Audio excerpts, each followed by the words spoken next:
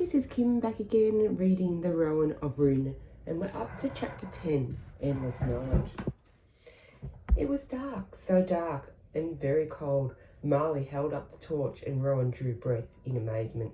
Countless rainbow-coloured spears of stone hung glistening from the soaring roof of the chamber.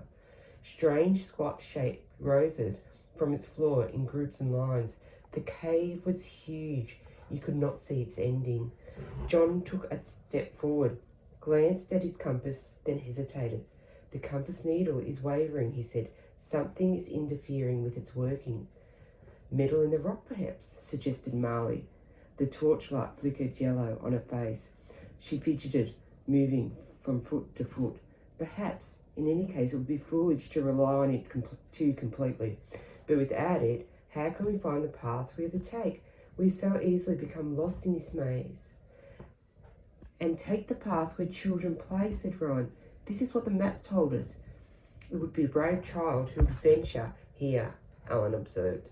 Rowan peered around, standing on his toes and craning his neck until he saw what he'd been searching for. I think perhaps, he began, and faltered.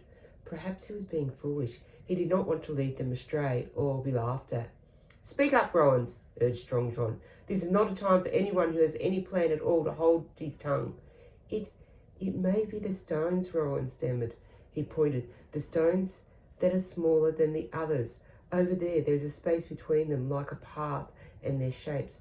Of course, Alan took the torch from Marley and led them to the spot. Sure enough, 2 lines of the strange stones, bent and knobbly like children, tumbling and crawling, climbed off into the darkness. Between them was a clear, sandy path. So a way is marked for us, said John with satisfaction, putting away his compass. And now we look for a face that breathes with sighs and has gleaming eyes, laughed Alan. That should be interesting. He led them up the path, his torch lighting the way in front of them. Looking back, Rowan saw the cavern receding into the darkness. Endless night, he shivered. They moved on, upwards, always upwards. They were climbing through the centre of the mountain. Rowan tried not to think about the tons of rock and earth that surrounded them, pressing down, cutting off the light and air. If they were lost here, no one would ever find them. They would wander into the endless night until they died, and the mountain would be their tomb. He pushed the fear down, but it grew and pressed on his belly and his heart, making it hard to breathe. Higher and higher they climbed, through one chamber to the next. By their sides the rocky children bent and stretched in a game that had no ending. The climbers said little, for the way was steep. The silence was as thick around them as the darkness. Rowan listened to the hissing of the torch, to his own breath and the panting of Marley behind him, and the sounds of John's boots crushing sand and hitting rock in front. Another cave-in, Alan's voice bounced back to them from walls they could not see. They heard him scrambling forward, and the torchlight disappeared. The face, he exclaimed. The face is... His voice trailed off. Alan, what is it? Shouted Marley, pushing forward. Alan answered. Alan, bring back the light. We cannot see.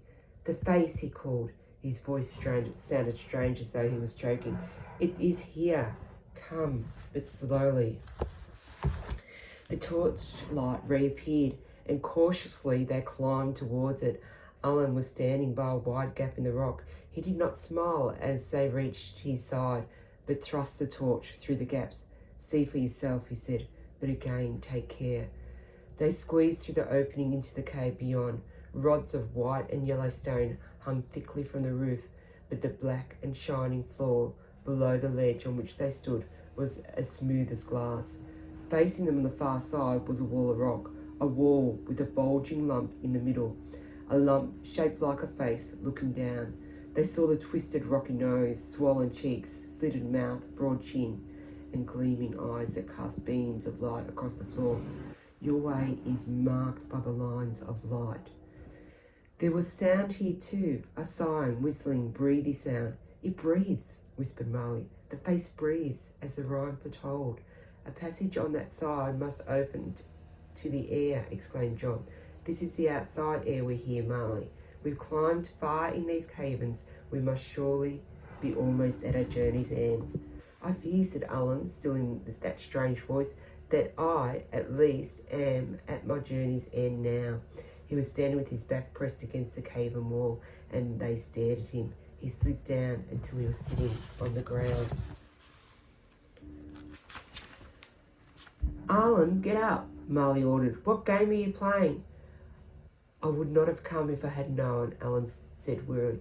But how could I have known? Whoever could have possibly dreamed it possible? He rubbed his eyes, shaking his head. Alan, would you not know what you mean? Come, we must move on. Strong John frowned and turned away. As he did so, his boot kicked a pebble from the ledge, and he fell to the shiny black floor. There was a splash, and the pebble disappeared. Ripples spread in silent, ever-creasing circles across the smooth surface of what they had mistaken for solid ground. Water, said Alan. He looked haggard.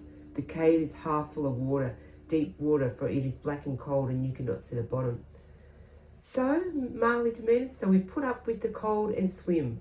Alan raised his eyebrows. But you see, Marley, my dear, I cannot swim. What? They gasped at him, and he stared back defiantly. It is not a skill the travellers teach their young, he said. The travellers sensibly leave swimming to the Maras folk. After all, they are the ones who get their living from the sea and have webbed feet and hands to make the whole miserable business more efficient. The travellers refuse to have anything to do with water in larger quantities than a tin tub will hold. But in Rin, we all learn to swim, Rowan burst out. We have to, as soon as we can walk, practically. We have to go to the coast or the river or the plain, especially to learn. He winced, remembering those lessons in the river. He learned to swim in the Am, but he had not enjoyed it. Alan smiled bitterly. Oh yes, in Rin it is different. In Rin you must have every physical skill, of course, or you are regarded as useless, even if you live far inland. Even if you have to travel a day and a night to practice swimming, and may never swim from one year to the next, or ever again in your lives. Still, you must be able to swim, as you must be able to climb, fight, run, and so on and so on. Such things are thought, so important. They are important, cried Marley. A person must be prepared for whatever venture he or she might meet. As we can see right now, Alan, she faced him despairingly.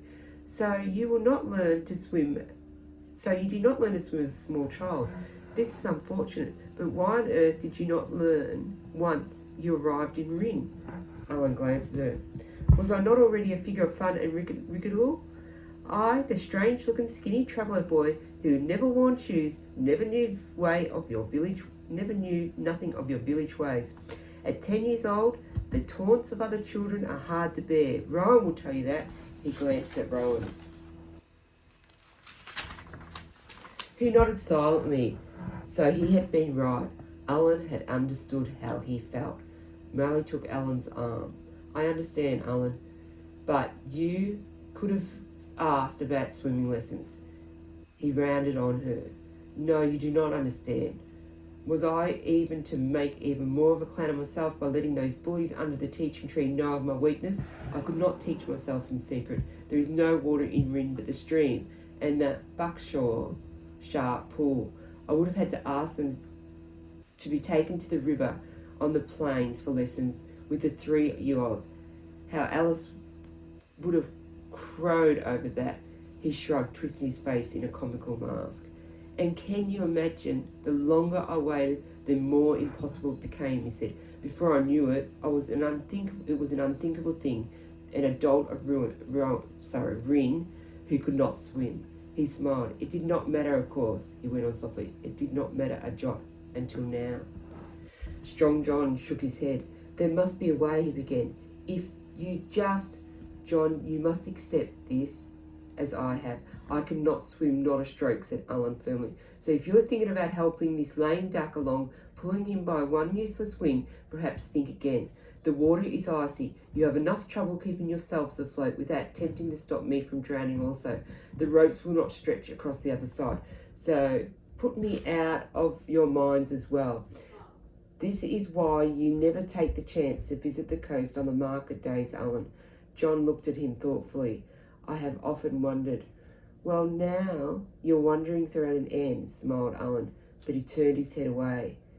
Marley bit her lip. "You cannot return to Rin alone now, Alan," she burst out at last. "The swamp will surely be your death without a partner." "I've thought of this." Alan brushed at his coat, although removing his dry mud that clung there was almost important to him. "I will make camp beside the cave mouth. I'll wait for you there." He laughed bitterly. "I have thought to be a hero of Rin, show them what the half-traveller could do. Who would have thought that such a small weakness would be my undoing, and that because of my foolish pride I would let down my friends?" He did not look at Strong John. "I would not give much for it to be so. Forgive me. 7 hearts the journeys make, 7 ways the heart will break." But John put out his hand. "There's nothing to forgive, old friend. Wait for our return. Make more torches if you can find good wood. We will need them." He hesitated, then went on in a lower voice.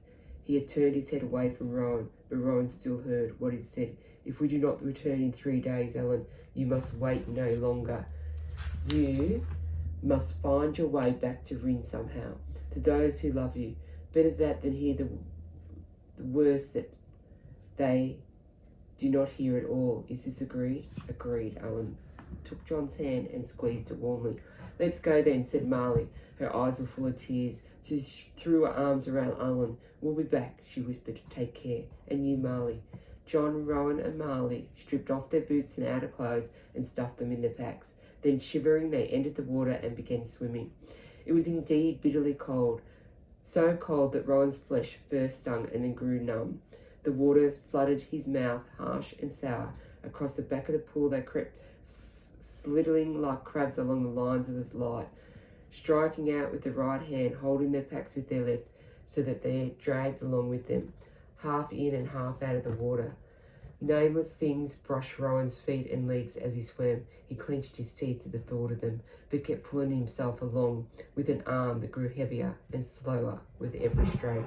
Soon he was in agony, but worse than the pain of continuing to thought of the sinking down into the black, still hole, never to see light and air again. Then his hand struck a rock, and with a wave of relief he realised he could stand. He looked up. The huge stone face was above him. Marley was already climbing out of the pool, gasping and dripping.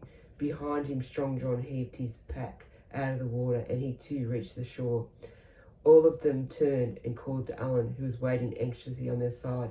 They were standing in the shadow. He could not see them, but he lifted the torch high in response to their shouts.